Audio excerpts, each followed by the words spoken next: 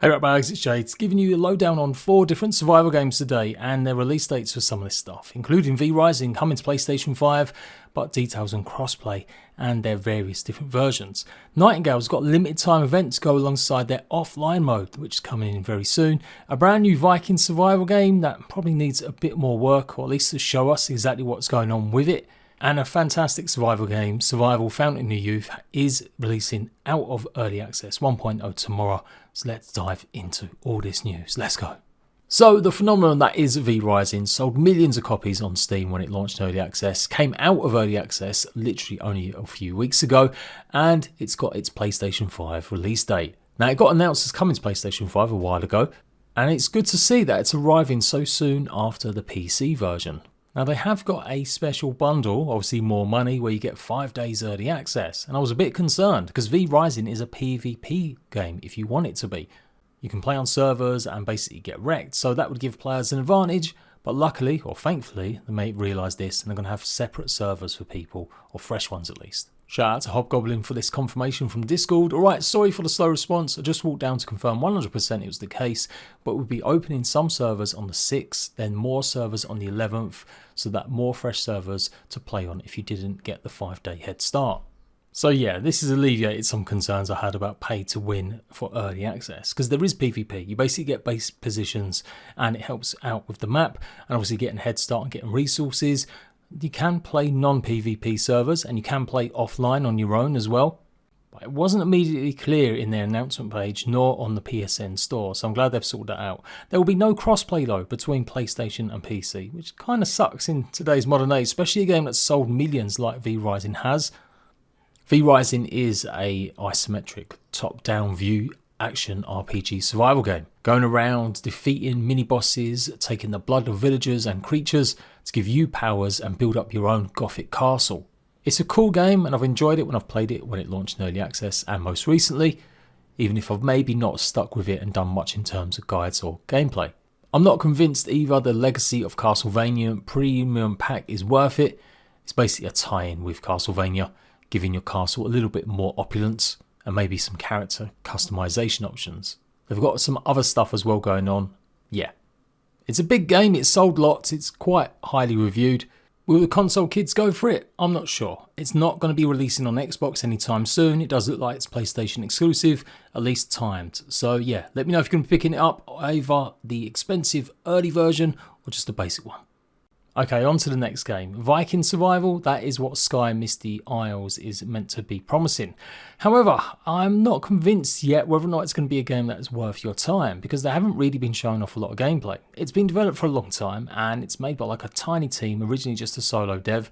I tried championing it a good few years ago now, and I've included it in plenty of my list videos of upcoming games. But I'm disappointed to see that their announcement trailer that is going into early access has kind of dropped just a month before it's releasing, and it's meant to be coming out in June, but still no actual release date. And this animated trailer is just quite frankly boring and not indicative of what I think people want to see when you're about to release your game only a few weeks later. It's super hard making games, don't get me wrong, and I want to support small developers, but I also know the competition is fierce, and if you can't start delivering gameplay ahead of its launch, showing people what the game's about, then you're not going to get many people that interested. Early access titles have to work harder and they have to find some way to show stuff off more because they've got to make an impact, they've got to get people interested. I hope I'm really wrong, I hope loads of people are really hyped and excited. I don't know, I just want to see some actual decent gameplay that hasn't got some talking head on it for 10 minutes or sped up footage, like recent gameplay showing that the game is going to be good. We've only got a few weeks to go, this is kind of the bare minimum now for early access games to have something to show. It's got a unique concept, survival on the Scottish Islands, where you've got the Viking influence and maybe the Celtic influence too. I swear it was meant to be a multiplayer focused game originally, but it's only listing single player at the moment. And from what I can gather, they've spent a lot of time developing like another area to explore, maybe in Norway, much like Assassin's Creed Valhalla, as a starter area before you actually jump into Sky itself. But yeah, I can't help it. My alarm bells are ringing. Something that showed so much promise, showing the photorealistic environments and the upgrades to Unreal Engine 5 was going to be one of the first games that we might see coming out with the brand new engine. The Steam page isn't really alleviating my concerns. Again, they've only got a couple trailers showing some basic, very small, tiny bits of gameplay, a few screenshots, and that's it. Going from when they were showing off pictures and clips and stuff a good couple years ago now, so much that it's disappointing that come the final moments, they're kind of easing off and not really showing people what they want to see ahead of a purchase. The flip side is they probably haven't got a lot of money or time to devote to it being such a small team, so maybe the game is going to sell itself and we just need a case of people giving it a shot and showing it off, and it will gain some traction. I hope that is the case. Hopefully I'll be able to give it a check out and try, and I'll give you guys the heads up. But definitely I would wait before buying. Make sure you've checked out some streams and videos to see if Sky the Misty Isle is for you. And moving on to Nightingale, their offline mode is arriving later on this week. I'm looking forward to giving it a preview and showing you guys how pretty much similar it is to the core game, but with some notable exceptions that people might want to know about. Also, of course, the update does go live on Wednesday, so only a couple of days. I'll definitely be live streaming this and checking out all the new changes. Alongside the offline mode, they're promising new enemies and basically just a whole ton of new important fixes, which is great to see. Maybe to entice people back to it, because the player numbers have dropped significantly, with obviously the offline mode being a big critical point that a lot of Steam reviews pointed out. Adding this relatively sooner than they imagined is a good move. But they've also got a limited time event where you can earn these cosmetic items by collecting special wisps. I think limited time events can be fun for sure, and in full games I can definitely see the benefit of them. And early access titles like Ark really made a good deal with them, and it worked really well because you gain something substantial like XP increases and stuff.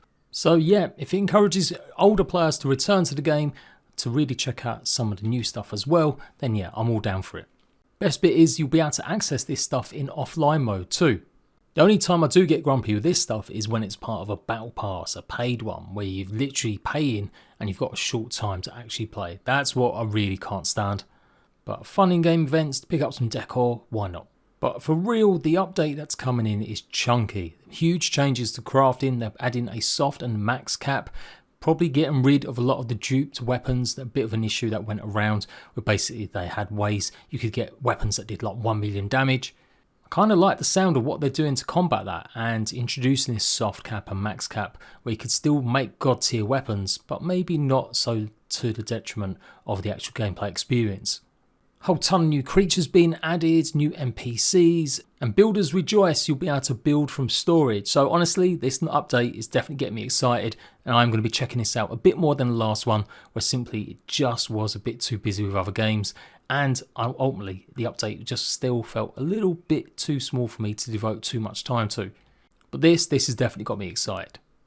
So yep, I'm a Nightingale stan. I think it's a great game. I think it's got bags of potential, and they seem to be realising it with each and every update. So I'll be showing this off for sure come Wednesday.